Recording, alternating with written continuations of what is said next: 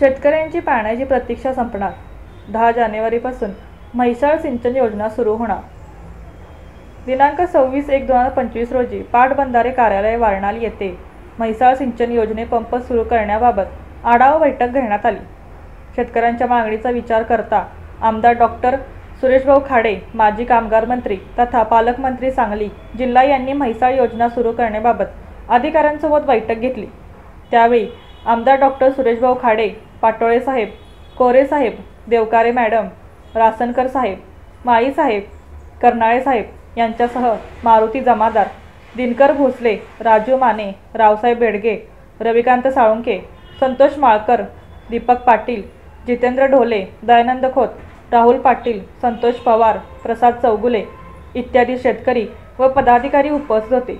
यावेळी आमदार भाऊ यांनी सर्व योजनांचा आढावा घेतला व 10 जानेवारीपासून म्हैसाळ सिंचन योजना सुरू करण्याचे आदेश दिले असून सर्व पाझर तलाव भरून घेण्याचे आवाहन शेतकऱ्यांना केले.